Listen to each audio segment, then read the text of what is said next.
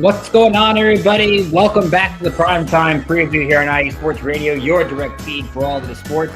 Rick K here to give you the remote control and what you should be watching this weekend in the world of sports. And we start with the FIFA World Cup final at MetLife Stadium with Chelsea against PSG, two European superpowers. Who took it on top, and was this tournament a success with the World Cup in the U.S., Canada, and Mexico just a year from now? We've got some big matches in MLS to discuss. We've got the Women's Euros approaching the knockout stages and a big matchup tomorrow between Sweden and Germany for Group C. We'll talk baseball, our top 5 series for the last weekend of the first half of the season. Ralph Felice, our IESR Pittsburgh insider, will join me to talk about those, as well as this weekend with the Futures game, the draft, Home Derby Monday, All-Star Game Tuesday. We'll dive into that. We're going to go to the world of auto sports and bring in our lead crew chief, Daryl Kinsey Jr. for the Extra Mile. We'll talk NASCAR at Sonoma, IndyCar at Iowa, and a bunch of other ones as well. MotoGP, we got the race in Sao Paulo, we got IMSA, so much fun stuff there. We're going to talk about Wimbledon, ladies final and gentlemen's final. This weekend at Center Alcaraz again. Is that good for men's tennis? PGA's at the British Open, LPGA's in France, LIV Golf's in Spain. We got international golf across the board. We've got Summer League in the NBA. We've got a battle of the top 2 picks. Paige Becker, Caitlin Clark, Dallas, Indiana this weekend. So much to dive into. Let me know what you're watching this weekend and dive into the next 90 minutes with me here on the Primetime Preview coming up in just a minute.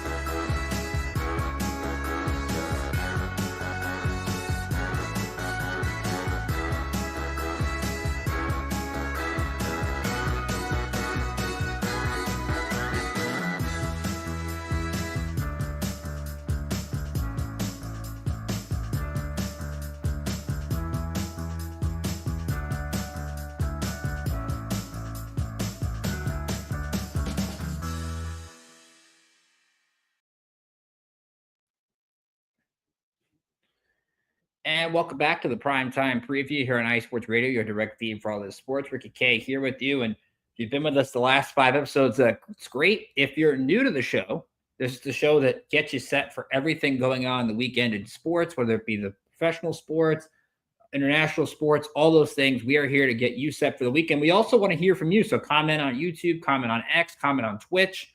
What are you watching in sports this weekend? Maybe my TV guide is different from your TV guide. And I want to hear from you about that as well. Or just shoot me a comment on your thoughts about what I'm talking about. Again, follow us on X, TikTok, YouTube at IE Sports Radio. If you like us, hit the like button, subscribe.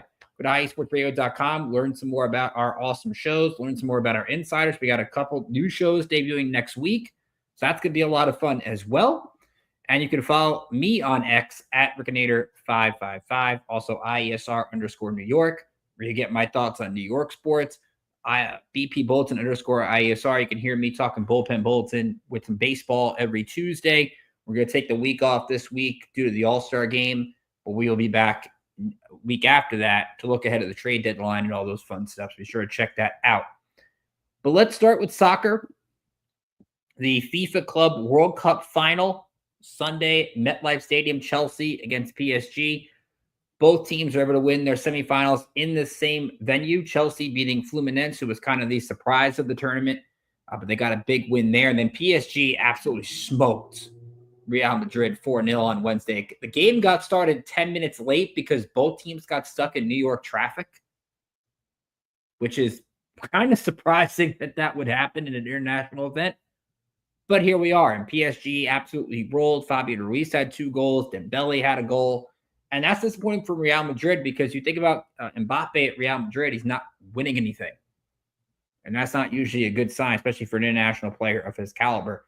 But PSG has been absolutely dominant. When you talk about winning Champions League, winning in their league in France, this is right now the team to beat in international soccer, period, full stop. But it's kind of surprising when looking into this matchup a little bit. These two clubs have not met in an international competition since 2016. It's almost a decade ago. And Chelsea's usually been up there in the Premier League. PSG has usually had some really great teams in the past. You would think these two have met in Champions League, but they have not. And when I look at this game, Chelsea to me has got an interesting thing because they don't rely on one player to score goals. Their last 10 goals in this tournament have been scored by 9 different players. So it's not really one guy PSG can necessarily plan to stop, which might be a good thing that works out in Chelsea's favor. Now they've got their stars of their own, and we look at the players that have kind of led in scoring in this tournament. Pedro Nito's got 3. João Pedro's got 2. Only 2 players have scored more than 1 goal in this tournament. Meanwhile, if you look at PSG on the other side, this is a side where we talked about Ruiz having 2 goals. Then Belly's had a couple goals. Not a lot of players with multiple goals as well, but that just shows how good these teams can be. But PSG has been absolutely dominant in the knockout stage. They have outscored their opponents 10-0 in the knockout stage. Now, keep in mind the teams they have played during this last couple of rounds. They played Miami, and Messi dominated that match. Played Bayern Munich, another great team, dominated that match, and then dominated Real Madrid. So you would think PSG would win to get here, but to have a 10-0 margin in those 3 games is absolutely insane. But I'm here to tell you the one key that's going to decide this game. And it's the first half. Now, why is it the first half? The first half in these games, this tournament, Chelsea has not allowed a goal in the first 45 minutes. Paris Saint-Germain has scored 10 first half goals. That's right, 10. So if PSG gets ahead 1-0, 2-0, it's probably going to be over. If Chelsea can keep this game, maybe they get a goal, go up 1-0, or it's a 0-0 draw at the half, then Chelsea's got to be feeling good. But for me, it's hard to go against PSG because they've been so dominant in this tournament. They've been dominant over the last few months of international competition. I just don't see how Chelsea gets a win. Would I be shocked if they got a win? No, because they've kind of built up a good amount of chemistry over the last few weeks. They've kind of grown that. I think this tournament could help propel them as they get closer to the Premier League season, which actually isn't that far away, which is crazy while we have these kind of long competitions. And this has been a tournament that's kind of gotten a lot of international backlash, especially in the U.S. I saw a quote today from Enzo Fernandez, and he was talking about how it's so hot here in the U.S. Well, at the same time, it's 80 degrees in Paris. It's 80 degrees in London. So where's the heat stuff coming from?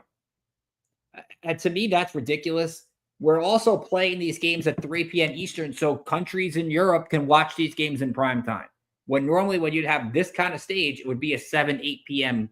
kickoff where more people can watch it. So I don't understand the things behind that. The pitch has grown some issues in this tournament, which MetLife Stadium usually does, especially when it comes to football. But I think this is done pretty well. You've had some not good crowds for group stage games, but PSG Real Madrid was a heck of a crowd the other day for a 3 p.m. kickoff. Now, it didn't help traffic.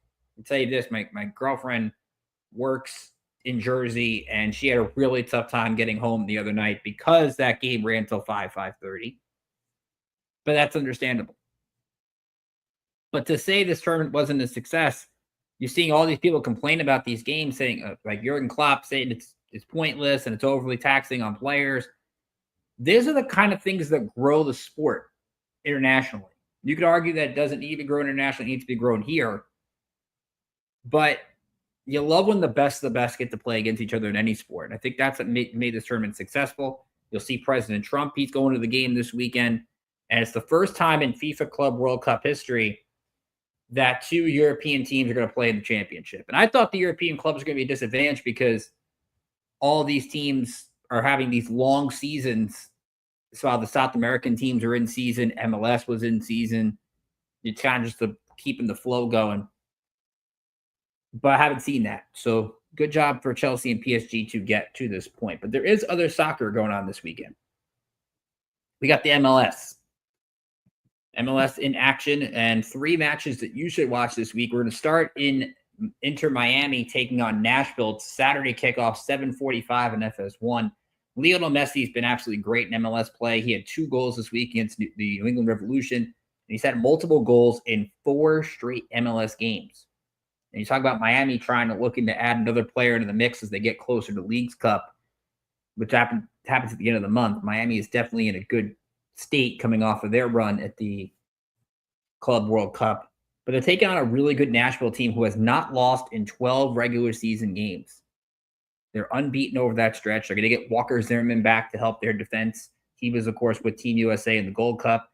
And you look at their goal scoring, Hein Mukhtar and Sam Surridge are doing a hell of a job for Nashville. They got that late goal to beat Philly in their last match. So keep an eye on Nashville FC as kind of that team that's coming out of nowhere and maybe could pull a road upset or get a point in Miami. If there's a team that could do it, probably Nashville. 15 minutes earlier Saturday, get the Battle of Ohio. Cincy against Columbus. And I really like what the Crew have been doing of late. Both these teams have played well. They've recorded at least a point in 4 of their last 5 matches. The Crew have been excellent defensively. 1 goal or fewer in 3 of the last 4 games that they've allowed. Diego Rossi, of course, leading the charge for the Crew, who got a 1-1 draw in Seattle last week. But when you look at Cincy, the story for them is Evander. He has been excellent. He's had 5 goals in the last 3 games. Cincy over that time has scored 8 goals. So Evander's really been their offense when you talk about this team. So when you got 2 of the top 4 in the East going against each other, and you got a Columbus team that excels on defense against the Cincinnati team that is definitely scoring in waves right now, it's going to be a fun matchup of contrasting styles. And then 1 hour after that, we're going to go out west. We're going to go to Minnesota and San Jose. And for the Loons, this is a team that's finding their footing on offense. They've scored multiple goals in each of their last 6 games. So they're starting to find a form there, which is pretty good. They're playing a San Jose side that has 41 goals this year. So they're a really good offensive team. But they're 7th in the West because they're only get scoring from 2 guys, really. Christian Arango and Josef Martinez have 18 of the 41 goals that they've scored. So it's really reliant on 2 players. San Jose is also coming off of a tough loss to Austin in the quarterfinals of the U.S. Open Cup. Remember, we had New York and Philly had their match postponed until August because of inclement weather here in the area. Austin FC took a big injury this week with Brandon Vasquez. He is going to miss the rest of the year with a torn ligament, so that's a big loss there. Of course, we have the All-Star game coming up on July 23rd, so that's something to watch out for this week. But a lot of really fun matchups, I think, in MLS, and it's going to lead to where you're looking at these standings, and the top half of the East is pretty loaded. I think the West, you look at San Diego, as we've talked about, is kind of a team that's kind of been the big surprise of the year. They will be at Chicago. That's a Saturday match at 8:30. You got Austin against New England. It's a good one. Union and Red Bulls, remember, it was supposed to be back-to-back, but they will play Saturday at 7:30. Your Sunday match, which is usually the Apple MLS standalone game, is going to be St. Louis, who's trying to find some form of good success. They have not had that of late. They will take on the Portland Timbers, who have had a point in 4 of their last 5 games. So that's what you have to look forward to in the MLS. And you have the Women's European Championships. Now, we are getting closer to finalizing the quarterfinals. We have 2 quarterfinal matchups set. That'll be Norway versus Italy. That will be on Wednesday.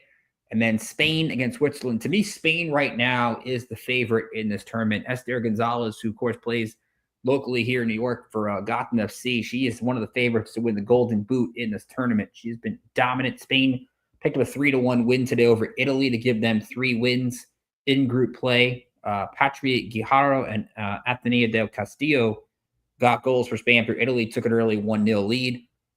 Belgium was able to beat Portugal today 2-1. Belgium scored in the 3rd minute. Portugal tied it late, and then the 90 in stoppage time, Giannis Kaman scored for Belgium. They go 1-0-2 in the tournament, but they do not advance. Group C and Group D have yet to determine what the other matchups will be, but a good matchup tomorrow in Group C. It is Sweden against Germany. That is at 3 o'clock on Fox. Both these teams have 6 points. They have both advanced to the knockout stage. Sweden only needs a draw to win the group. And why that's big is if whoever loses the group could play, probably looking at Group D being England and France. So you're getting some really elite matchups coming up in that one. But Sweden and Germany should be an excellent one. Right now, Germany is the favorite in that match. And England and France As we said, the favorites in Group D, Lauren James has been great. 2 goals for England so far. Wales is a -7 goal differential. I don't see how they're going to be able to compete with England in this one. And the Netherlands will take on France. When you look at Group D right now, as it stands, France leads with 6 points. So England needs a win or a draw, or hope that the Dutch don't draw against France. And why, again, that's big. Right now, England would play Germany England would play Sweden. France would play Germany in the knockout stage. So that should be a lot of fun with that one. We have a couple comments here. Taryn Rodriguez. Taryn, of course, the name behind the glass. Thank you, Taryn. Have a nice, thank you for the comment. Brian Francione, our New England insider in the house. We'll get to his Red Sox in a little bit. They've got a really fun series as well. So those are your matchups for soccer this week. I'm really into this European Championships. I love international flair and players playing for their country. So when we're back here next week, we'll be able to look ahead to the rest of the knockout stages. We will also be recapping the Spain-Switzerland match. It'll be at 3 o'clock next Friday on Fox. Switzerland, the host nation, they got a late stoppage time goal just to even get to this point. So we'll see if the hometown Switzerland has a shocker. But if I had to pick a favorite right now, I think it's Spain. I just love the firepower that they have, especially on offense. And to me, Esther Gonzalez, one of the best players in this tournament. So let's talk some baseball. And to do that, I'm going to have a little bit of help with our top 5 series of the week. If you missed this, it's the 5 series that you should be watching this weekend. Of course, we'll have our Flip the Channel series of the weekend, which is the one I don't want to watch this week. But in order to get some help with that, I'm bringing a special buddy of mine, of course, our IESR Pittsburgh insider. He does some Sixers stuff as well, so he's very well versed in sports, but he's a big baseball guy. I'm excited to get his thoughts on the first half of the season. Ralph Calise is in the house. Ralph, how are you today, buddy? How we doing, Ricky? How's everything, buddy? Doing good. Excited to – it's kind of weird how fast this baseball season is gone that we're in the first half, end of the unofficial first half already. So I'm really excited to see what the second half has in store. And we'll get to kind of our thoughts on in a minute. But let's get into my top 5 series of the week, and then I'll have you react to that and what you think. Maybe you disagree with my list. Maybe you've got some other series you want to talk about. But let's start with number 5. To me, it's Mariners and Tigers. Of course, the Tigers have been the team of the first half. A win tonight will give them 60 wins on the season. And the Mariners are kind of reeling here. They went into the Bronx against the Yankees, had lost the first 2 games, had a 5-0 lead last night when Brian Wu took a no-hitter in the 8th inning, and they lost, which I was still shocked by. The Yankees, who hadn't won a game when they were down by 3 or more this year, actually won something. That was really a shocking point. But Seattle's going to have to really compete, especially in a wild card that right now it looks like the AL East has 4 playoff teams at the season ended today. So Seattle's going to have to pick it up a little bit. They're going to need some offense to help Cal Raleigh.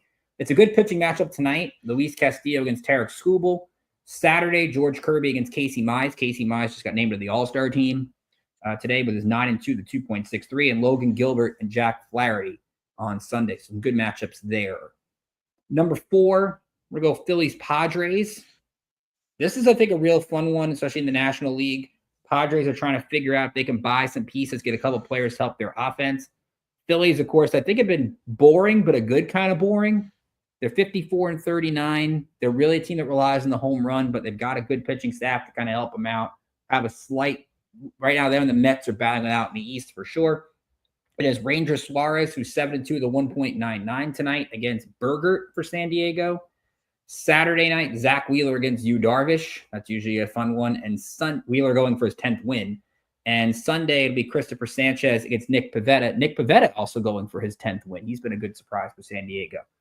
Number 3, we talk about Brian's squad, and that's the Red Sox. They're hosting the Rays for 4. They won last night. Boston has won 7 in a row. Now, they have played the Nationals and the Rockies. So we have to kind of qualify that a little bit. The Nationals firing their manager after that series and their GM, and the Rockies are, well, the Rockies. But the Red Sox are getting Alex Bregman back this weekend, so that leads to some optimism. We said Boston right now is in that playoff position. The Rays just got Brian Baker from the Orioles. That's going to really help their bullpen, even though Baker was bad yesterday. The Rays definitely need some help there. Tonight, it's Drew Rasmussen against Hunter Dobbins. Tomorrow, it is Shane Baz against Garrett Crochet. So really one of the better matches this week. And Ryan Pepio against Brian Bayo Sunday afternoon. Number 2, it's the rivalry that meets the West Coast. It's Dodgers-Giants. Dodgers are reeling. They've lost 6 in a row. To me, I don't care. I know people are overreacting like, oh my gosh, the Dodgers have lost 6 straight. The sky is falling. The Dodgers are fine, waking up in October. They've got built to the lead in the NL West, so I don't worry about that too much. This is more for the Giants, who are 5 back in the loss column. If they want to make a dent going into the All-Star break, this is what they need. They've got a chance tonight. Their ace, Logan Webb, on the mound against Dustin May. Tomorrow, it will be, pull that up here real quick, the opener, Shohei Ohtani.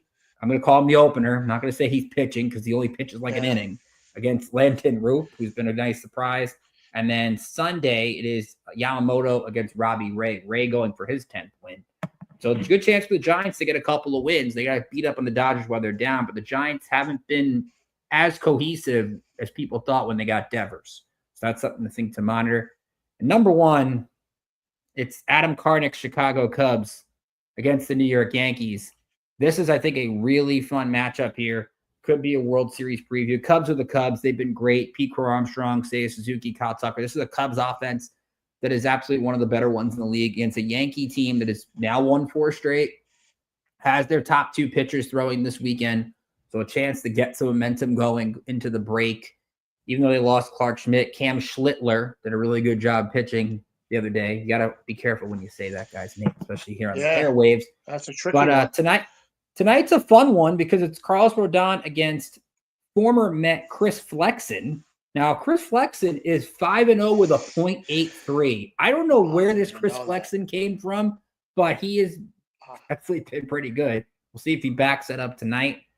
Tomorrow, it will be Matthew Boyd, who's looking for his 10th win against 11-2 Max Fried. So good pitching matchup there. And Sunday, it'll be Shota Imanaga against Will Warren. There was a couple of series, Ralph, I thought about here.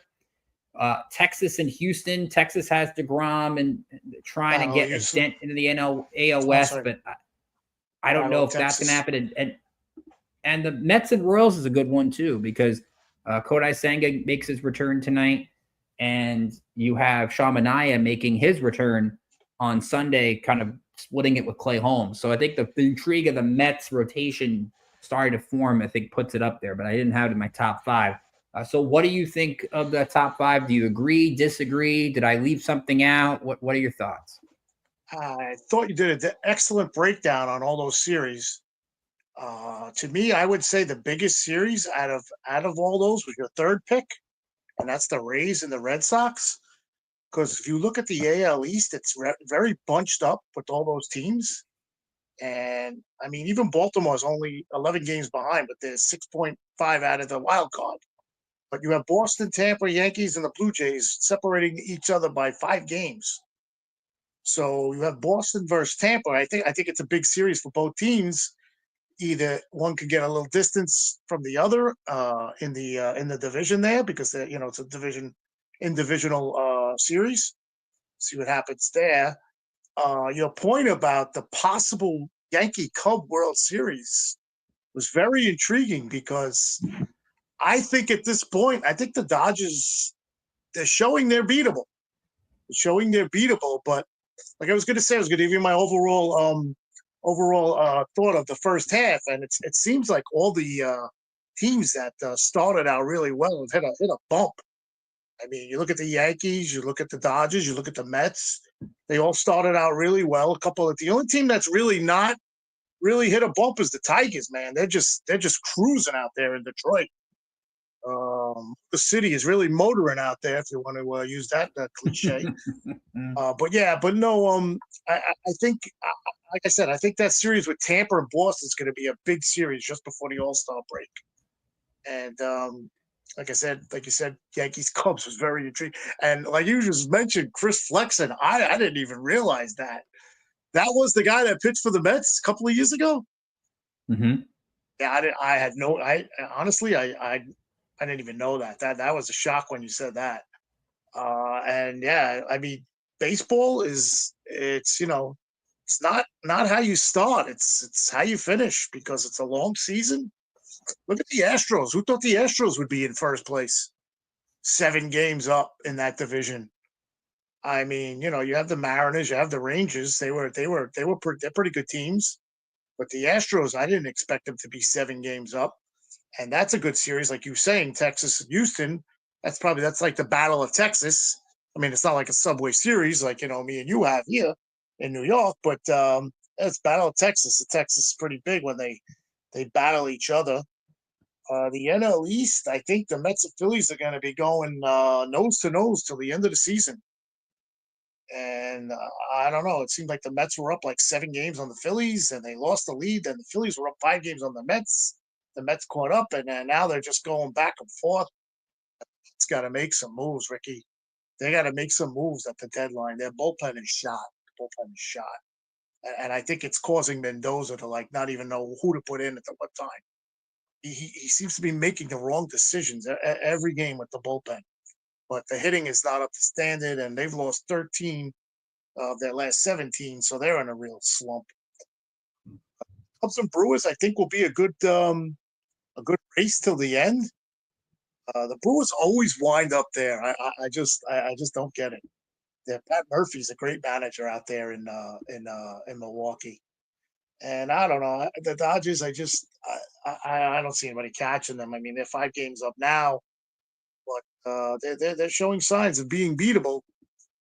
This Otani thing now he's pitching like 1-2 innings, like you said. So will he ever stretch out to go 6-7 innings in a game? Who knows? I don't know if that's their thought with him towards the end of the year in the playoffs. But in the end, the Dodgers, they're like they say, the cream of the crop. They'll rise there in the West. So that's basically my breakdown of the first half. So we'll see what happens, I guess. So I think to your point, there's a lot of good divisional races. By the way, Brian says hi to you as well. Josh, hey, Brian, what's you're up? going to hear. Josh, you're going to hear later on. We're going to talk some tennis. He's going to be at Blue Jays A's. Now that's a competitor for a flip the series game of the week because the A's have been a joke this year. Probably, I know they're going to be bad, but they've been really bad against a Toronto team that's absolutely cruising right now, and winners of 9 of their last 10. So maybe we'll make that flip the series, flip the channel series of the week. There's a lot of other candidates in that mix. It seemed like right after they signed Vladimir Guerrero to that contract, they took off. I guess that signing really like put them over the top. All right, we're going to go for it now. We got Guerrero. Let's see what happens at the trade deadline. I mean, they'll probably be buyers. Because it's going to be them. So. That's going to be them and the Yankees, battling it out towards the end. Yeah, I think so. I think you look at Toronto, and you saw it a couple weeks ago when you're throwing Scherzer, Barrios, whatever. If Kevin Gausman is what he's supposed to be, and Chris Bassett, that's a pretty good 4 that the Blue Jays can throw in any postseason series. The key is going to be consistency for them for sure. My key is that my breakdown of the first half, I love the division races, like you said. Bet the Brewers are 2 back. Even St. Louis is 5.5 back in the Central, and they were supposed to be pretty bad. Yeah. We've seen a ton of injuries to pitchers, which I think is a concern across the league, that we've seen so many dominant pitchers not finish the year and having to get Tommy John. But I think there's a lot of haves and have-nots, and I think that's a bad thing for the sport. When you consider Rob Manfred reportedly is going to push for a salary cap, but you're seeing teams not spend. And I'm looking at these disappointments, but you don't know who's a seller yet. And I think that's a problem, especially when you have the trade deadline 3 weeks away. I'm looking at these leagues and the Twins are the Guardians are 4 games under, and they're 4.5 back with a playoff spot. To me, that Baltimore is, like you said, 6.5 back. They're selling their reliever already. Yeah. Okay, what do we really have? The Marlins are 8 back, but are these teams going to believe they're going to be in it and not move anybody and try to sell themselves on a future? Like today, I heard the argument with the Twins and Joe Ryan. Oh, we don't think the Tigers are a dynasty. Well, where's Minnesota at? To me, and then maybe Glenn Ritter can comment if he's here on this, but the Twins have not been good. I love the Tigers. I think they're the favorite, but I need to see them play the playoffs when they're not playing the Central. I'm sorry. And I look at the AL Central, and it's the Tigers leading by 13 games. I think Detroit's good, But KC's been disappointing. The Twins been disappointing, and Cleveland's been really disappointing. That I think they really need to start thinking about trading Jose Ramirez and trading Emmanuel Clase.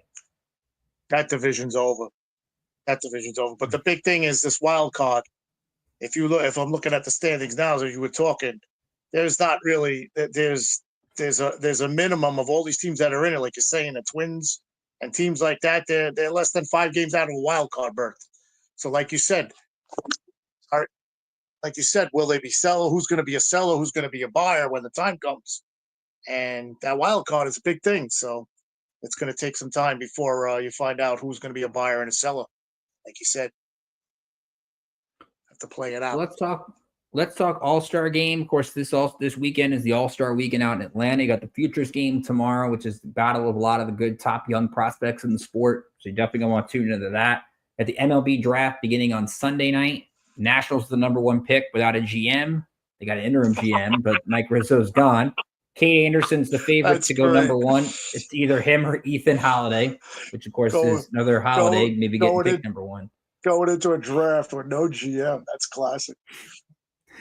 Well, the MLB draft is usually a pretty good one. It's a lot different from the NBA and NFL, where the top guys don't go to the pros right away. But you're going to see some guys who've seen players get promoted really quickly. So keep an eye on the All-Star MLB draft. Holiday's son is probably going to go first. I don't know about that. No, you don't think so? I thought maybe he would go first. I've heard a lot of Kate Anderson because I think you have to look at it this way.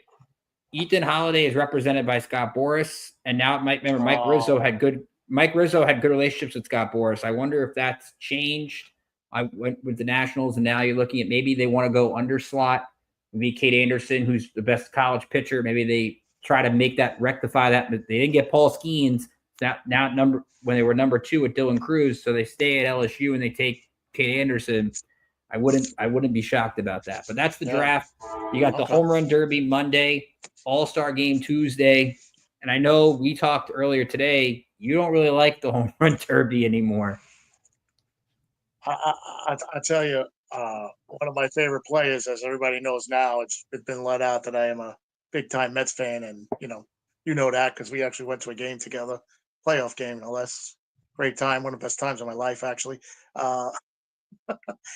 Pete Alonso was a home run. He's one of my favorite Mets. So he was the home run champion 2 times when he first went in it. And the reason why I don't like, and then he just lost one. I think it was last year, or the year before. I don't like it because I'm like that old school baseball guy where if you're playing well, and like Pete Alonso is now, he's not in the home run derby this year, thank God. But if you're playing well and you get into how would you say it, type of event like that really, what does that mean? You're the home run champion derby, big deal. What is that? It could ruin you. It could ruin your swing. It could ruin your batting. Because you're going to be swinging for home runs. It's just, I mean, I know you're professional and you work your way out of it, but I just feel that if you're in that and you're having a good season and your team is vying for a playoff spot, championship, whatever it may be, I just think it could ruin a player. I mean, it didn't really ruin him after he won the 2 derbies, but then again, they didn't make the playoffs. I don't believe those 2 years that he won. And the year he lost, I think was it last year he was in it? I don't remember offhand if he was in it last year. He didn't. I think he was last year, and they made the playoffs last year, and he wound up being a big star in the playoffs for the Mets. But that's just how I feel. That's like that old school baseball mentality that I have. I don't like those kind of things, for the All-Star game before it. But with all these things now today, you have the stat cast of how hard a ball's hit, how far it's hit. It matches up perfect now for the All-Star game. These guys they're going to be hitting balls 500 feet tomorrow. You'll probably see them over there in Atlanta. It's hot, whatever it is. Probably be hot. We'll probably see the ball carry more. And it's for the fans, I guess. All-Star weekend, they have to have something in there before the game, and it's All-Star weekend, so let's see what happens. So I don't like about the home run derby is the format constantly changes. I know they love Yes. the bracket style, and I know they like the golden ball and all these things, but Yes. I just don't like that it changes every year. But I love this year that there's a lot of entertaining players. Now it's not the stars. I wish the more stars would do it, but I get like Otani's done it before, Aaron Judge has done it before, P. Alonso's done it before. If you've done it before, I give you a pass. Like I don't feel that you're obligated to keep doing it. It's not like NBA slam dunk, but you've got a lot of entertainers between Acuna, James Wood for the Nats is going to be an absolute star in the next couple of years. Watch Jazz out for the Chisholm's guy on the doing it. Pirates. Watch out for O'Neal, O'Neal that was Cruz. another one. O'Neal Cruz is entertaining. He may not hustle all the time, but he's entertaining. No, he hits the And ball hard. Watch the velocity off his bat. I think he's got I'll give the highest two right. speeds off the bat this year. So I'll give you my sleeper pick. I think who else is true in this year? Byron Buxton, I think, is in it as well. Yes, I was kind of Buxton shocked he is in it. decided to do it. Yeah. But my sleeper pick is from the Rays. Actually, I'm going to go with Junior Caminero. Okay, he's having a great year. He's having a good year, and that guy. Go back and watch like his Winter League ninth inning home run. He just has a flair for the dramatic that is absolutely so much fun. If he's not going to hit home runs, he's going to just like bat flip and do a bunch of cool things. And I'm really interested to see what he does. Cal Raleigh's in it, by the way, the leader. Oh, Cal Raleigh, yeah. Runs. But now that's the guy you just mentioned on the Rays there. Now keep an eye on him. He's having a career year, right? He's in the home run derby now. Let's see how that manifests after the home run derby. Hopefully, don't screw the guy up. And very quickly on the All. I'm sorry, go ahead. Quickly on the All-Star game before we get to our first commercial break. I just don't. I love the All-Star game. I wish it still counted for home field advantage. I like that game mattered. Yeah, because teams tried to win. Now you get these like, okay, we're gonna have a mic'd up in the fourth. We're gonna have the pitcher and catcher on mic in the fifth, and an interview in the third. Interleague play, I guess, has kind of ruined the All-Star game in a sense. But what I also don't like, and I get that you have if you pitch Sunday, you don't pitch anymore. I've been seeing like 10 to 15 players getting switched off the All-Star game in the last couple of days. Can we just make the announcements like Wednesday or Thursday so we actually know who's on the All-Star team? Because it's going to get to a point where I don't even remember who's on the All-Star team anymore. And to me, that either we got to make it a longer break or we got to do something where we get the stars to actually play in this game. So I think that's going to be a concern down the road. Yeah, well, I wrote some notes down about what's going to happen at the All-Star game. So there's 19 players making their All-Star debut. And the starters are the guy, Cal Raleigh, like you just mentioned, Jacob Wilson, Ryan O'Hearn was a great story, actually, and PCA, Pete Crow Armstrong. So that's pretty cool. At least there's different players, it's not like the same guys every year. You just mentioned too, they're gonna have microphones to chat with Joe Davis and John Smoltz. Who's going to be? They didn't announce yet, but I don't know if they're going to do it every inning. I don't. That's going to be nuts if they do that. They're going to have one player every inning. It's kind of it's a show, right? It's a show, so that's what they're doing. It's in Atlanta for the first time since 2000. First time at their new stadium there, Truist Stadium. A lot of Dodgers and Tigers, according to what it said there. And they're gonna use the ABS challenge system, so that should be interesting. But are they gonna take it serious? That's the big thing with that. I mean, is it gonna be like a joke, like the guy's gonna turn around to the ump like laughing, like I want to challenge, or is it gonna be like competitive, like that wasn't a strike? You know what I'm saying? And tribute to Hank Aaron, which will be great. And you got a lot of dominant pitches in the AL. So look for that to be a strong point for the AL. You got Skubal, Fried, DeGrom, and Crochet throwing probably an inning or two. So here's my point to that. 3 of those 4 you just mentioned aren't pitching.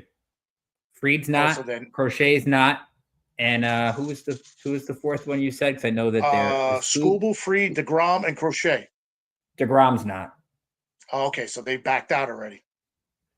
Did they back out, or they're just not gonna? Okay. I think Crochet was pitching Sunday, so he's out, or Saturday, one of the other. Fried is pitching Saturday, he's out. Okay. Yeah, so that's the thing. I can't pick a winner because I don't. It's tough to say who's in this thing. So that No. really makes it. I like the NL's pitchers, I think, a lot more than the AL's pitchers, Yeah. actually. Which leads like your guy Skeens tonight against Joe Ryan's going to be a heck of a matchup Yeah. in and of itself. That's going to be a good.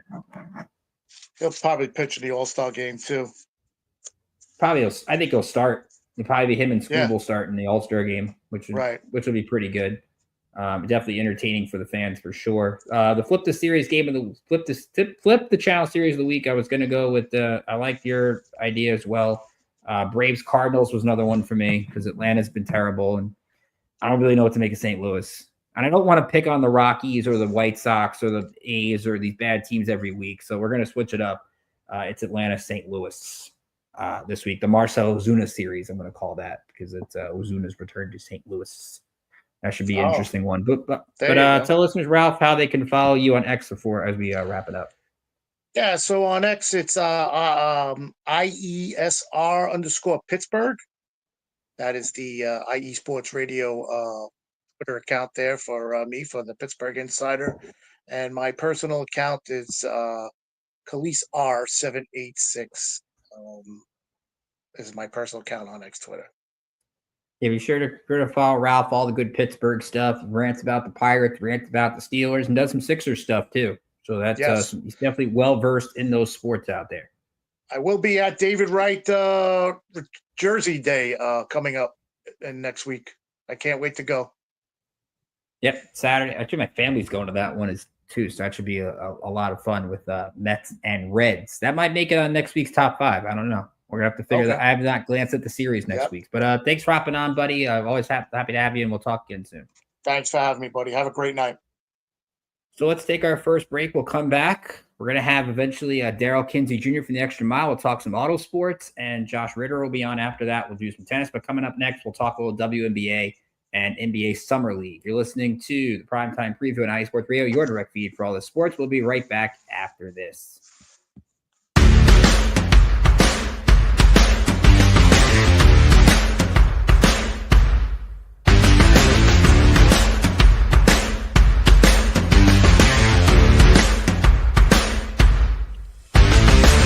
IE Sports Radio fans, this show is brought to you by Planet Jerky Premium Brisket Beef Jerky. Planet Jerky is the official jerky of the 2022 California League champion Lake Elsinore Storm, single-A affiliate of the San Diego Padres. This all-brisket jerky has gluten-free options, contains no MSG, no sodium nitrate, is low in sugar, and high in protein. Go to their website at planetjerky.net and follow them on Instagram at Planet Jerky. Planet Jerky, the jerky that's on a whole other planet.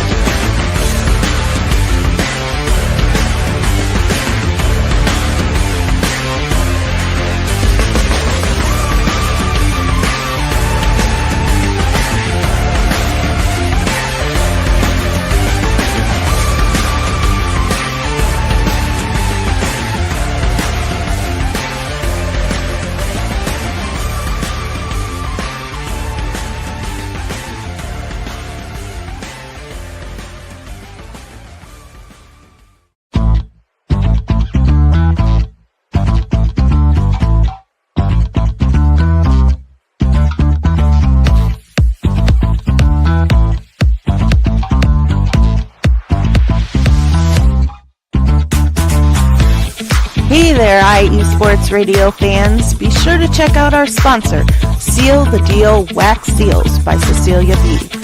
You just finished your very own wedding or baby shower invitations and you're looking for that extra special touch? Maybe you just wrote a letter to a relative or a friend and you want to add to their smile when they receive it. Then seal the deal with Cecilia's handmade sealing wax stamps for your invitations, letters, and gifts. You bring the deal, we'll bring the seal. You can find them on Instagram at sealthedeal_wax stamps and on Facebook, Seal the Deal Wax Seals.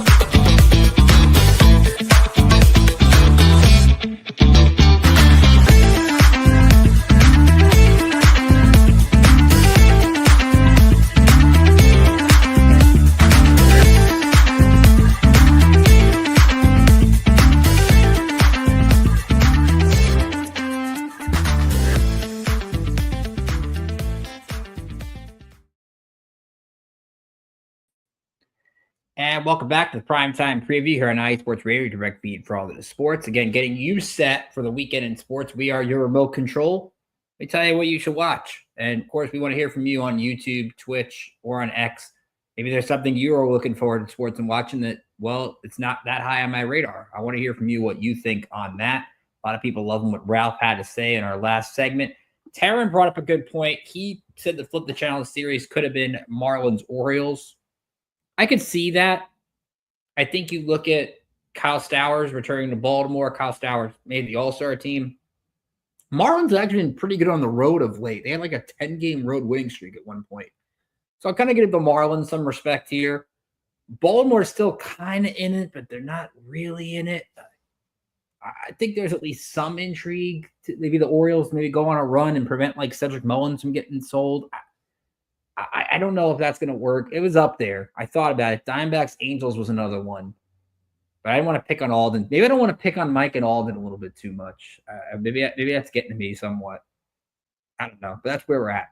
So while we wait for our lead pit crew chief, Daryl Kinsey, to join us, let's do a little WNBA. And there's 3 good matchups I'm looking forward to this week. There's a lot of fun intrigue, I think, with the WNBA so far. The Lynx, of course, have been absolutely dominant. They're 18-3. No surprise there. But there have been some other surprises that I think I've been really intrigued to watch. And one of them is the Golden State Valkyries, over 500 on the season. They're going to take on the Las Vegas Aces in Vegas. That's a 4 p.m. Eastern, 1 p.m. Pacific time on CBS. Valkyries are 10-9 right now, over 500. So they're playing some really good basketball. For an expansion team, that's a pretty good surprise as well. Golden State played the Aces back on June 7th. They won 95-68. 95-68. And you're looking at a Vegas team that doesn't have Asia Wilson, who's still out with that wrist injury that she suffered on Tuesday against the New York Liberty. We hope that she gets back real soon. But I love what Kayla Thornton's doing for Golden State. She's averaged 16 points per game in her last 10. So she has definitely been one of the more consistent, underrated scorers in the league. She was a big part in why the Liberty won the championship last year. So good to see her getting more of a starring role. Then you go to Sunday. We got the Dallas Wings against the Indiana Fever. And why this is a good matchup, because normally you would say Dallas is 6-15. Indiana is 9-10. It's not a great game, but it's a good game for the star power. You got Paige Beckers for Dallas, and of course Caitlin Clark for Indiana. So you have some really good fun matchups, I think, between those two guards. Could be a fun scoring fest in that one. So at least lead you to the eyeballs on the screen, which I think is the big key for, especially in a Sunday slate, to have that matchup on a national televised spot. And then the 3 o'clock game is going to be Atlanta against the Liberty. Dream just beat the Liberty on June 29th in a game where the Dream had 62 points in the paint. A 90-81 win. So Atlanta with Alicia Gray, really one of those sleeper teams. They're 12-7. They're only 1 game behind the Liberty in the Eastern Conference. Liberty got a big win over Vegas on Tuesday. But let's keep in mind something. Breanna Stewart hasn't been playing her best basketball in the last couple of games. You wonder if the All-Star break might come at a good time for her. And can the Liberty get more than just Sabrina Ionescu, especially with John Cole Jones still out? Isabel Harrison was out. Does Natasha Cloud return? The Liberty beat Vegas without 3 players the other day. So they're dealing with a lot of injuries, but they're still finding a way to stay consistent. So keep an eye on Atlanta. This could be a real statement. We've seen Phoenix make statements against the Liberty. The defending champs. Can Atlanta make one over the weekend? The other one I thought of was Washington and Seattle. Mystics are 500. Seattle is 12-8 right now. So the Storm, I think, have played some good basketball as well. That's your Sunday game at 6 o'clock. Not nationally televised, but still, I think, a pretty good game as well. When you look around the league, there are only 2 teams in the East over 500. In the West, there are 4 teams. So 6 teams with winning records in the WNBA as we are a week away from the All-Star break. And then the NBA, we've got the Summer League going on out in Vegas. Now, I like the Summer League. I think it's pretty cool. I like seeing the rookies get a shot to play. It is like the preseason, so you kind of don't look for stat lines. You just look for how those guys look playing a game, playing with teammates, those kind of things. They're not playing. A lot of these guys are fighting for roster spots, so it's really tough to kind of evaluate. A couple matchups I'm looking forward to coming up in 10 minutes in Vegas.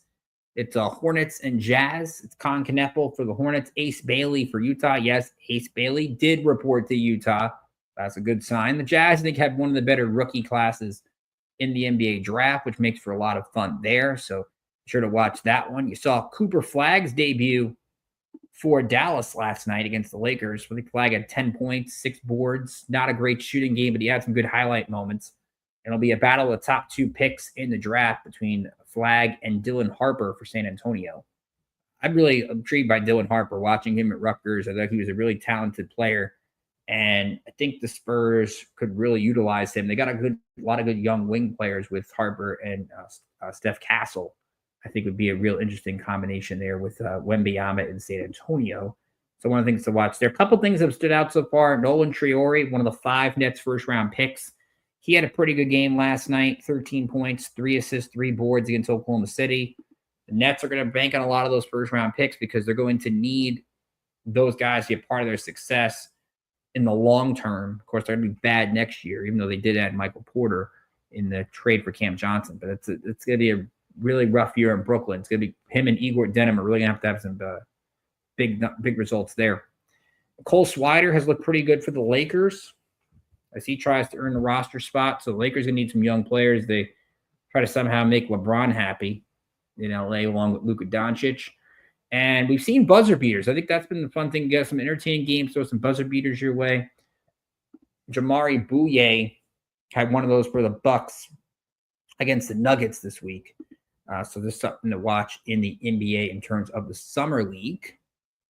And again, I kind of like this. It's like NFL preseason, but it works itself out, and you have some fun along the way with that. Let's talk some golf. We got the PGA Tour in Scotland for the Scottish Open. Of course, this is the tune-up for the British Open, which will be next week out in Royal Portrush in Ireland. So Shane Lowry, of course, we want to watch there. Rory's going to be one to watch. Right now, Cam Gotterup is your leader. Shot a 9 under 61 today out at the Renaissance Club in North Berwick. He's got a 2-shot lead on Harry Hall, who's 9 under. Some notable players, though, near the top of the leaderboard. Matt Fitzpatrick is 8 under par. He shot 7 under 63 today to get into contention. Ludwig Aberg, he shot 5 under today. He's 3 shots back. Rory McIlroy is 7 under. He's 4 off the lead, along with Sepp Straka. You have Xander Schauffele. He's 6 under. He's 5 shots off the pace. So maybe Xander can shoot low and really make himself in contention for the weekend. But a lot of these guys, it's their tune-up. Try to get into the British Open and try to get some great golf under their belt for this kind of stage. So something to keep an eye on there. The LPGA, they are in France for the Evian Championship to the Evian Resort Club in France. Sumo Lee is your leader. She's a 10 under par. She's got a 1-shot lead. A couple players to watch. Jen Kupcho is 8 under par. She has 2 shots off the pace. And Nelly Korda hanging around. She's 5 under. She's got 5 shots back, but we all know Nelly Korda can shoot low. This, of course, is going to be a really early tournament in terms of the East Coast. If you're looking for a cup of coffee and you can't sleep and it's on at like 4:40 in the morning, but some good stuff going on in France. And Live Golf. Now, Live is going to be interesting this week. That is out in Spain at Andalusia, and they didn't even finish the first round today because there was a lot of wind going on. These scores are very, very, very low. Not in a good way. Right now, with 5 holes left in the first round, it is a five-way tie at 1 under par. Lee Westwood, Brendan Grace, Cam Smith, Joaquin Neiman, and Taylor Gooch are tied, shooting 1 under. There's Bryson DeChambeau and John Rahm are both even. I saw DeChambeau had like a 390-yard drive on 13s. Maybe the wind was giving him a little bit of help today. Phil Mickelson, Paul Casey, Ian Poulter, Bubba Watson, Cyril Hatton, Patrick Reed, among what looks to be like 12 golfers at +1. So this is a very, very tight leaderboard. And we'll see maybe if the winds keep this from being a very low-scoring event. Again, that is out in Soto Grande, Spain. So be sure to keep an eye out for that. So let's take one more timeout. We'll come back. We'll talk some racing.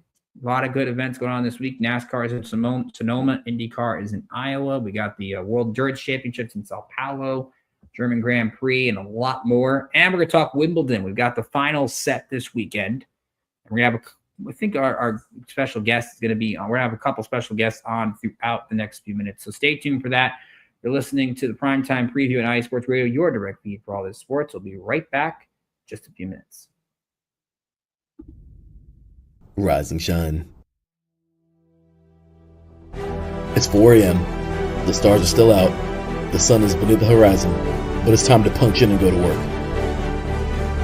The comfort of your warm-ups turns into the grinding out of your reps as the clinking and the clanking of the plates create a symphony of euphoria.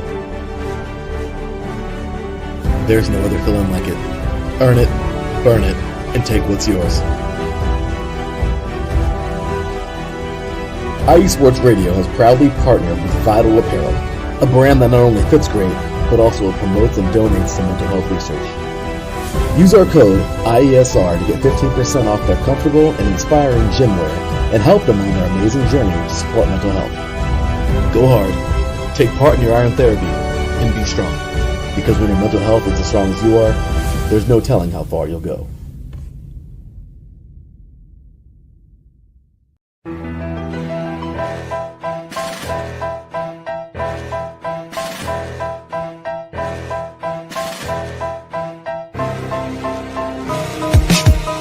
For the last 10 years, IE Sports Radio has been bringing you amazing content ranging from interviewing legendary athletes, coaches, and other authorized media personnel to building tailor-made shows dedicated to all major sports cities around the country.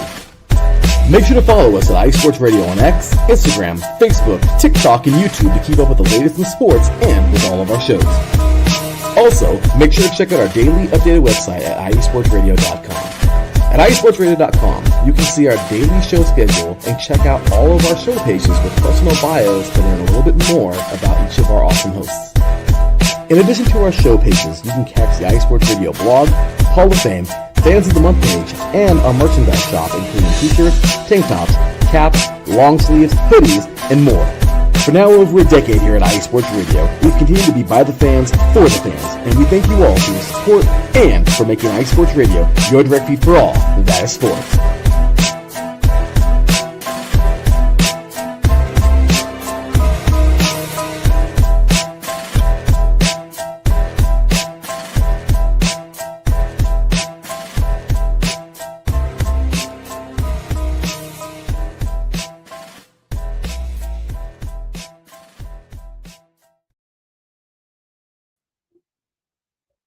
And welcome back to the Primetime Preview here on IE Sports Radio, your direct feed for all the sports. And we're going to take a trip out to London. We got Wimbledon going on. The ladies' championship is Saturday. The gentlemen's championship is Sunday. And joining me now to look ahead to a great weekend at the All England Club, he is our Phoenix Suns insider, our Miami Dolphins insider. He does a lot of interesting insider stuff here at IE Sports Radio. And he's an avid tennis fan, so this should be a lot of fun conversation. Josh Ritter is here. Josh, how are you, my friend? I'm good. How are you, Ray? Doing pretty good. So let's dive into it. It's been a really interesting tournament because we've had a lot of seeded players go down, and yet in some way, shape, or form, we've had some of the notable names that you usually see in these late in tournaments sort of rise to the occasion. Let's start with the ladies. You have the final tomorrow morning. It is Amanda Anisimova, who is the 13th seed. She shocked Aryna Sabalenka. I was shocked Sabalenka lost. She looked absolutely dominant in the first few rounds. She'll be against Iga Swiatek, who's usually good in Paris, but she's never made the final at Wimbledon. So this could be a really fun matchup. What do you expect tomorrow morning between Anisimova and Swiatek?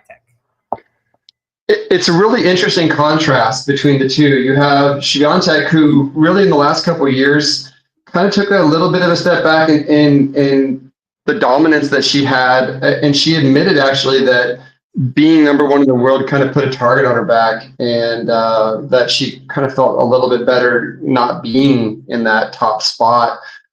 She's 5-0 in finals. She's got the experience. She knows what she's supposed to do. The stage is not going to be too big for her, even though she hasn't done as well at Wimbledon as she has in other majors. And then you have Anisimova, who's kind of come out of nowhere. She took a break from tennis because of mental health, just needing to get away for, I think, 8 months, and then came back less than a year ago and just kind of rocketed out of nowhere and has been playing in some amazing tennis. I'm with you. I thought Sabalenka was going to win the tournament. She's been the best player. She's number one for a reason. And she's just so strong. But Anisimova just frustrated her in the semi. And so it was a lot of fun to watch because, I mean, it's cool to root for an American, of course. And to see something happen that you don't expect to happen is always a cool thing. That third set was really interesting. Sabalenka just was clearly frustrated and her forehand just abandoned her in that third set. And Anisimova just played solid tennis. And I expected her to kind of fold in that third set, and she just didn't. So good for her. And then Swiatek and her semi just rolled right through Bencic. I don't think Bencic could have done a thing. She didn't actually have a lot of unforced errors. It's just Swiatek was so good, it didn't matter. So to answer your question, I expect Swiatek to win. She's playing unbelievable tennis, and it would take a pretty significant downgrade in her form for Anisimova to have a chance tomorrow, just because Swiatek's in the semi. That's probably the best female tennis match I've seen someone play in that big of a stage in a couple of years. And if she even comes close to that level tomorrow, she's going to win in straight sets.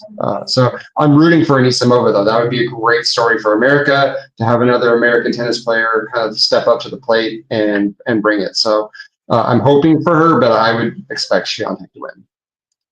Yeah, I agree with you. I think Swiatek's the overwhelming favorite. It's great to see an American in the final, and it's the American nobody expected. Whether we thought this could be Coco, this could be Maddie Keys, this could be Jessie Pegula, and it's Anisimova, who before she went on a break was actually one of the really good consistent players and one of those players you wanted to watch in this tournament. She's got a good serve, even though she doesn't get a lot of aces. And what I'm interested in is how she handle the final. If she can get off to a good start, that's going to help her. And as great as Iga is, she's still not the greatest on grass. So that does help Anisimova in that regard. But I think Iga right now, and amazing, she's the 8th seed. That's how much I think women's game has grown. Like Mira Andreeva looked really good until she got beat by Bencic, which I think was another big surprise because Andreeva was playing so well. But this should be a pretty good matchup for sure. And the lead match to Sunday, which Sunday is going to be epic at Wimbledon. Jannik Sinner and Carlos Alcaraz. And a couple notes on that. We're going to dive into, of course, who's the favorite and more. This is the first time that we have seen a repeat of the French Open final and the Wimbledon final since Federer and Nadal in 2008. Yeah. So we talk about the big four. We never had repeats in back-to-backs, which is kind of crazy. Sinner becomes the 5th player since 1995 to get to the final of all 4 majors. Of course, the other 4 being Federer, Nadal, Djokovic, and Murray, which kind of surprised since 95. Like Sampras wasn't on it, or Agassi wasn't on it, or like somebody else. But nevertheless, that's those top guys. So looking at this matchup, Josh, before we dive into the big picture for the men's game, what do you like? Well, what I like to see, first of all, is that there was a time about 5 years ago, maybe even less than that, where as a tennis fan, specifically a men's tennis fan, you're wondering, what is the future of men's tennis? Almost every single major was a combination of Djokovic, Nadal, and Federer over and over and over and over again. And no matter what happened, even if one of them managed to slip into the final against somebody else, like they dominated that final. And there was just this gap that you could see, like who's going to step into that space. And once these guys kind of find their way out, which 2 of the 3 have, who's going to step into it? And clearly it's Jannik Sinner and Carlos Alcaraz at this point. And Carlos Alcaraz is pretty young. So the best thing I love about this is that we have a true rivalry in tennis, and tennis is built on rivalries. It's built on personalities and rivalries, and really excited to see these 2 compete in France. And that was an epic match, an absolute epic match. And to be able to rehash that in Wimbledon, super excited for that. I will say the future of men's tennis in America is looking brighter than it has in a while. Taylor Fritz looked really good throughout this tournament, and he gave Carlos Alcaraz a run for it. Alcaraz won in a tiebreak in the 4th set, and he's been playing really, really well. So excited to see that as well. It was a little bummer that Novak Djokovic, my favorite tennis player, was a little hurt against Jannik Sinner, and so he didn't really get to put up the fight that you would expect him to put up. But these are the two best players in tennis right now, and it's really not even close. As far as who's going to win and how the matchup will play out, that is really hard to say. I know Yannick Sinner did get hurt, I think, in the quarterfinals on a fall, and people were wondering how he was going to play in the semis, and clearly that wasn't an issue. So if he's 100% healthy, this is a toss-up to me. I would want to say that Yannick Sinner can pull it out against Carlos Alcaraz just on the revenge factor alone. Carlos Alcaraz is 5-0 in finals, so you think he's probably due for a loss, and Sinner is playing some amazing tennis. So I lean only maybe 51-49 to Yannick Sinner in that. But if they both play their best tennis, it's just going to be an epic match. So it's just going to be, can both of them bring their A game to the event? Because if one of them brings their B+ game, probably not going to win. Yeah, I think it's interesting. Alcaraz trying to attempt winning the French Open and Wimbledon in back-to-back years. And when you've seen all the seeds go down, because of the turnaround is so short, it's like 2-3 weeks in between majors. The fact that he keeps doing this repeatedly, and I was watching that match today, I felt so bad for Taylor Fritz because he played his butt off. He had 2 set points to get to a 5th set, and Alcaraz just made crazy shot after crazy shot to win that tiebreak. He just never gives up. He's got that Nadal-like mentality, and Nadal was my favorite player. So when I've seen basically a mini Rafa emerge in him, it's so much fun to watch him play. Sinner is kind of on a second life, so he's kind of got nothing to lose because against Dimitrov, he was down 2 sets and Dimitrov had to retire. And ever since that match, Sinner blitzed through Ben Shelton, sadly. Shelton reminds me of Andy Roddick in that he's going to be great until he runs against the other greats and then he gets beat. And then you wonder, Ben Shelton's good, but he just can't win an elite match against these top guys, which is a little bit concerning. And then today, Djokovic, regardless of the health, just looked too overpowered. It was, and you've seen that at the French as well, where Sinner was clearly the better player. It's sad because like Novak even said Wimbledon's his best major that he's going to get number 25 in, because I think even he knows on the hard courts he doesn't have as great of a shot against these guys. I'm going to lead Alcaraz here. I love what Sinner's doing, but to me, Alcaraz right now, whether it's the serve, which looks really good, his serve and volleying has looked fantastic. Even today, he was making Fritz hit. His drop shots were incredible. I think it's Alcaraz in 5 sets. But it leads me to this point. You said, I agree with you on men's tennis in America, even though I think Shelton, like I said, the Roddick comparison's there. I'm glad to see Fritz get better. I'd love to see Tiafoe be a little bit more consistent. But just in general, if you go from the big 4 to the top 2, and we're looking like we're going to get into an era where it's not going to be a lot of parity, is that really good? It's because now as an elite fan, I can say, well, I'm just going to wait until the final and Sinner and Alcaraz are going to play again. And it's great. Like Zverev's been disappointing. We've seen Medvedev drop off, Tsitsipas drop off. We're looking for these young guys to emerge. I think it's good for the Americans that like Tommy Paul usually, and they're getting, is it really good for that we're going from another great era to looks like another really great era? Because at least with Sampras and Agassi, there was competition there. I'm not. Yeah, I hear what you're saying. It's tough because that's kind of how tennis has always been. You have a handful of guys at the most, usually 2 or 3 guys that they're just better than everybody else. And then you have that next tier down, and they're the Ben Sheltons of the world, where they just can't quite break through. You had that with Nadal and Djokovic and Federer.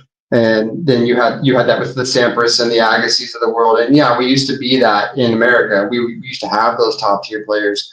And I don't know. I do like that we have the Francis Tiafoes of the world. We have guys we have a deeper bench than we had for a decade. I mean, the 2010s were a lost decade for American tennis. There was nobody even close. I mean, John Isner was probably the closest thing you'd see to a competitor, but all he really had was a big serve. You've got guys that can surprise some people and sneak up into like a semifinal, like we saw in this tournament. I understand we don't have that guy that's going to compete with the Sinners and the Alcarazes of the world right now.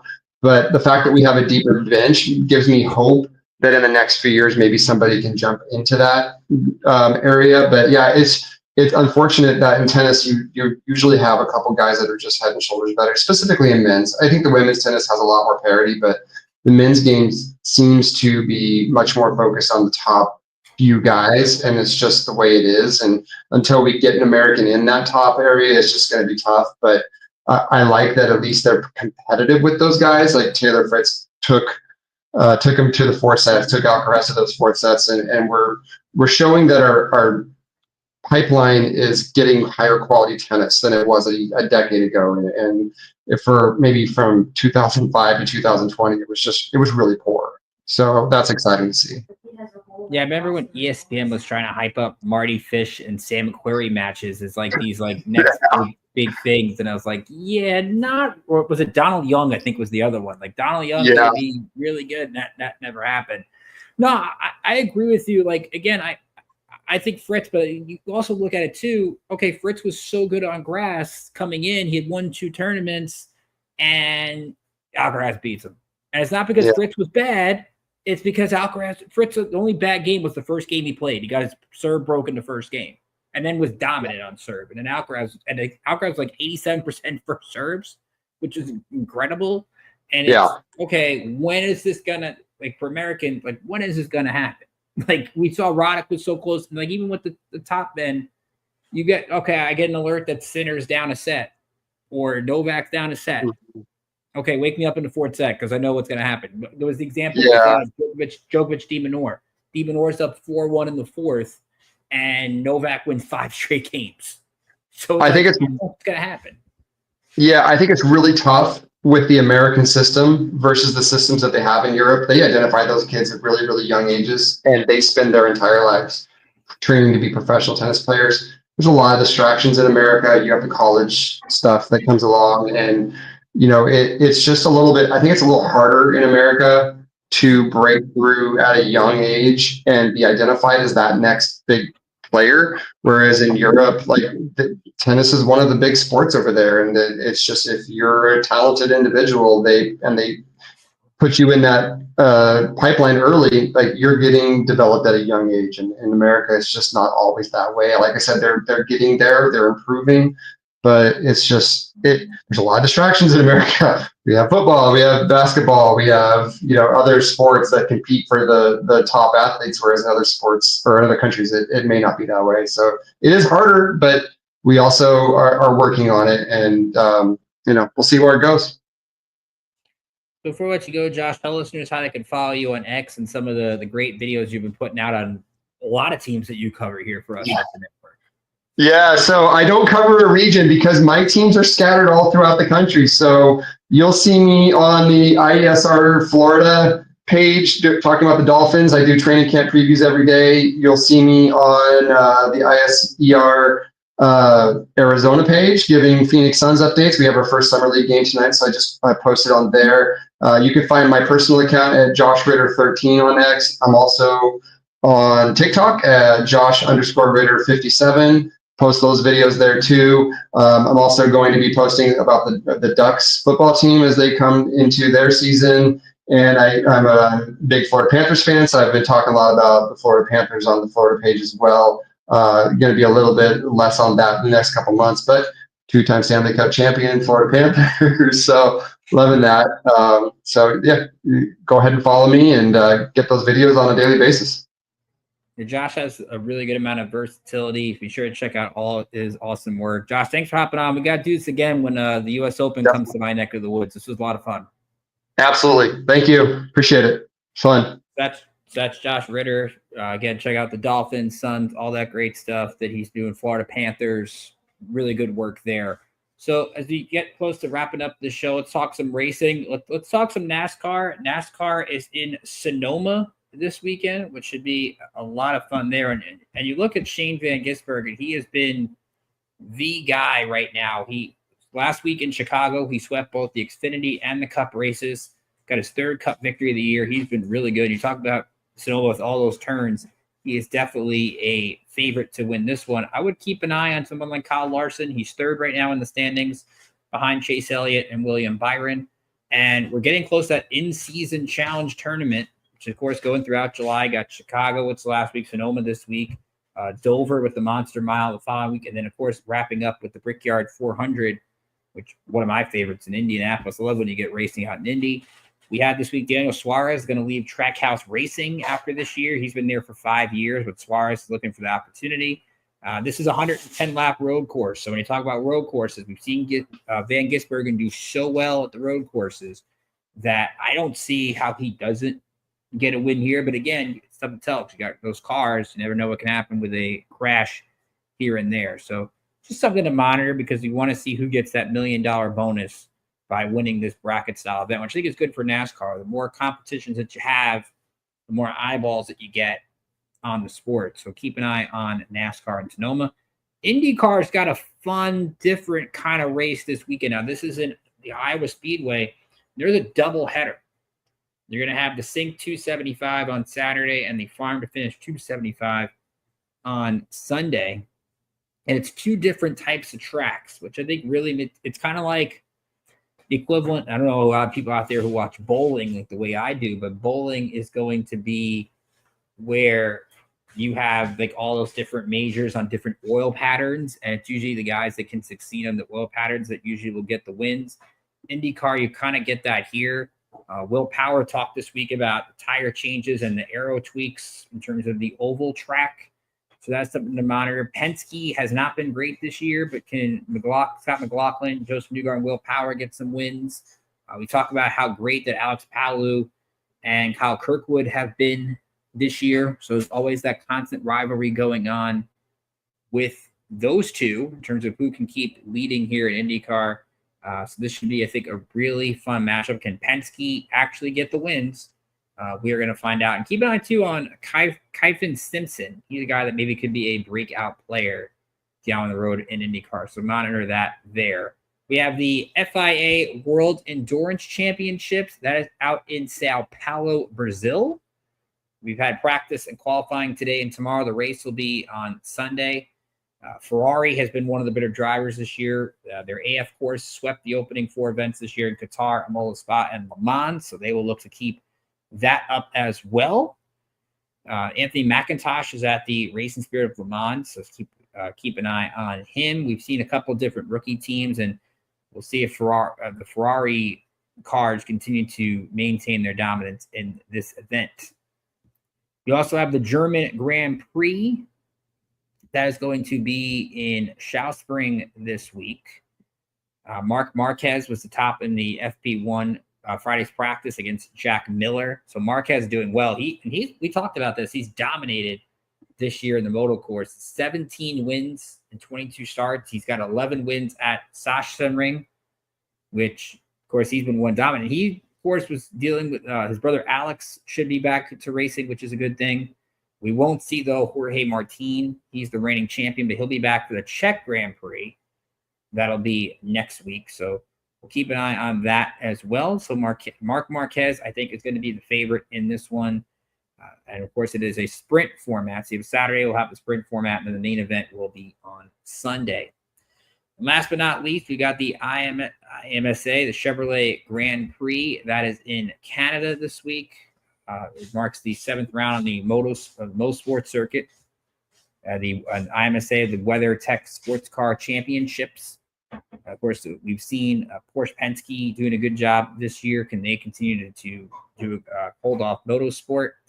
We had at Watkins Glen Acura Meyer Shank Racing, the number 60 car, getting the victory. It was a 6-hour endurance matchup, so that's going to be fun. The Mercedes AMG 57s had the lead shrink to 60 points. So we got some good matchups in the championship series. So that one heads north of the border. So it should be a good matchup this week.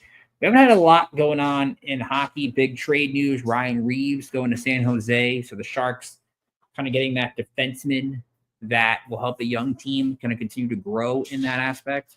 So hockey news is going to be few and far between. Ilya Sorokin, of course, has been in trade rumors, but his agent has vehemently denied those.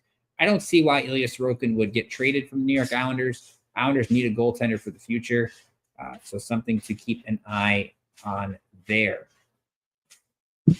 So that is going to be our show for this week. Thank you to all those who tuned in. Thanks to Ralph Calise and Josh Ritter for hopping in, talking some baseball and talking some tennis. I'm looking forward to the Club World Cup this week. Chelsea and PSG, Paris Saint-Germain. PSG has had a heck of the last couple months, winning the Champions League and dominating knockout stages in this tournament. But can Chelsea pull a surprise and get that sleeper win? Will we get penalty kicks? I think we'd like to watch that in a final, nevertheless. But I think it's been a success here. The Club World Cup, I think it's going to lead us to a pretty good World Cup here in the States in just a year from now. So that should be a lot of fun. First half of the baseball season ends this weekend. We've had some really good storylines. I'm looking forward to the Home Run Derby on Monday, the All-Star Game on Tuesday. What big surprises do we see in the MLB Draft on Sunday night? Kate Anderson go number 1 in the Nationals. I think the Angels are a very intriguing team. Liam Doyle could be a pick from Tennessee there. In Seattle, do they go with an Ethan Holiday? Do they go with an Ava Arquette from Oregon State? A lot of different things. That's where the draft lottery is interesting. So contenders like Seattle are picking third. Can they add that talent that you were looking forward to seeing in years to come? We, of course, have the PGA Tour in Scotland this week, Scottish Open. We've got LPGA out in France, Live Golf in Spain, International Golf going. We talked about Wimbledon, Center Alcaraz again. We have another epic final going on between those two gentlemen who have kind of grown the sport, now become the top 2 as opposed to the before. We have the MLS. We talked about those big matchups this weekend.